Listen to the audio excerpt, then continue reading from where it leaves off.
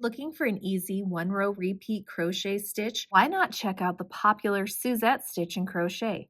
It's easier than you think and it creates a beautiful textured fabric. If you're ready to learn, I'm Rachel from Hope Corner Farm, and by day I'm a home ec teacher who teaches hundreds of students how to crochet. And let's grab a hook and some yarn and we'll get crocheting.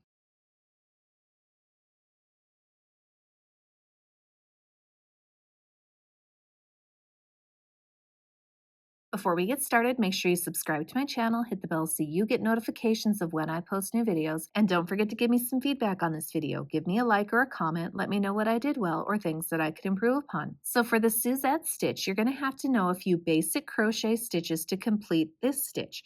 So you're going to have to know how to chain, you're going to have to know how to single crochet, and you're going to have to know how to double crochet stitch. That's it.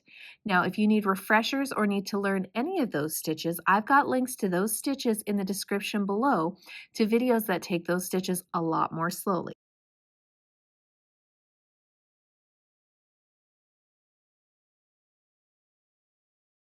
For today's tutorial, you're going to need to gather a few things. So I am going to use the size J 6.0 millimeter crochet hook.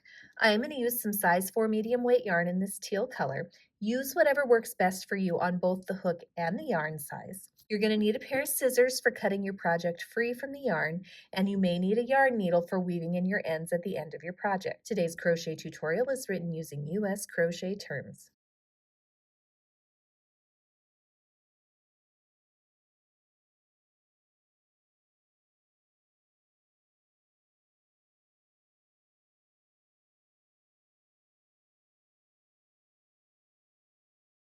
So we need to begin the Suzette stitch by chaining an odd number of chains. Any odd number will do, so I'm going to start by chaining 11. So here is 1, 2, 3, 4, 5, 6, 7, 8, 9, 10, and 11. So again, you need to start by chaining an odd number.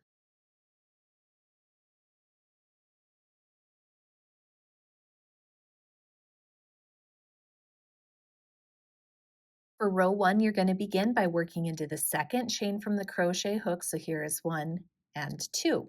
Now I am going to work into the back bump of the chain. You can work into the chain however works best for you. There is no right or wrong for this crochet stitch. I simply like how it looks better by working into the back bump of my chain. So into that second chain from the crochet hook, you're going to place a single crochet followed by a double crochet, both in the exact same stitch. So into the second chain from the crochet hook, we're going to place a single crochet and a double crochet in the same chain. Now we're going to get into our repeat for the row. We're going to skip one chain, and into the next chain we're going to work a single crochet followed by a double crochet. Skip, single crochet, double crochet,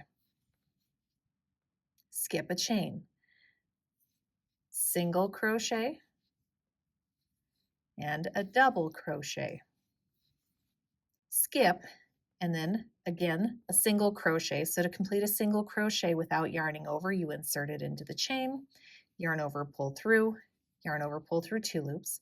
We're going to put a double crochet in there as well. So we yarn over, go back into the same stitch, yarn over, pull through. Now I've got 3 loops on my hook, yarn over, pull through 2 loops, yarn over, pull through 2 loops to complete a double crochet stitch. Now when you get to the end of row 1 or the end of your chain, you should have 1 chain remaining. And into that final chain, we're just going to work a single crochet stitch. And that completes row 1.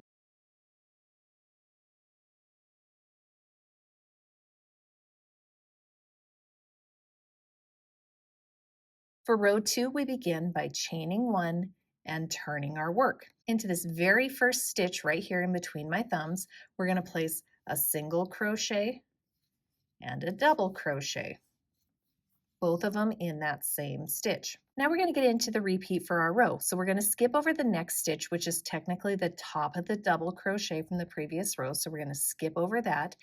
Into the next stitch, we're going to place a single crochet followed by a double crochet. Now the stitch that we're working into is technically the single crochet from the previous row, but all you need to remember is you skip one stitch, and into the next you place a single crochet followed by a double crochet. Skip, single crochet followed by a double crochet.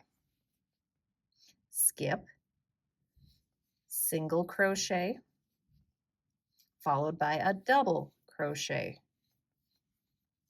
When you get to the end of the row, you should have 2 stitches remaining, so you're going to skip 1 and into the very last stitch of the row, which kind of slants here. So right here, we're going to pick up both of those loops from that very last stitch, and we're just going to work a regular single crochet stitch in that very last stitch of the row. And that completes row 2.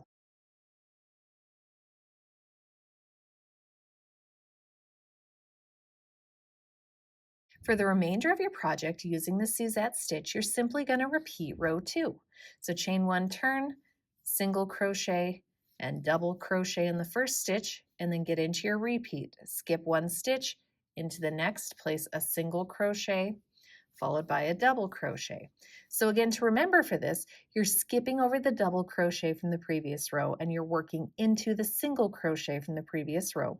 But you just simply have to remember that after you've worked your little single crochet, double crochet, you skip over the next stitch and work into the second. So again, for the remainder of this project, it is now a 1 row repeat crochet stitch where we simply repeat row 2. And remember, when you get to the end of row 2, you skip 1 and you place 1 single crochet in the very last stitch.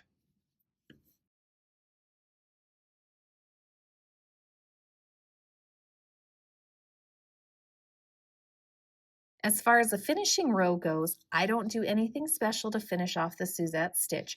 I kind of like how the top edge looks, and I don't do anything special to finish off this crochet stitch.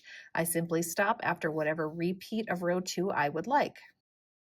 And that's how to Suzette stitch and crochet. I hope you guys found this tutorial helpful. Don't forget to subscribe to my channel, hit the bell so you get notifications of when I post new videos. And if you're looking for another fun and easy 1 row repeat crochet stitch, you could check out my crochet blanket stitch tutorial right here. And I hope you have a wonderful day.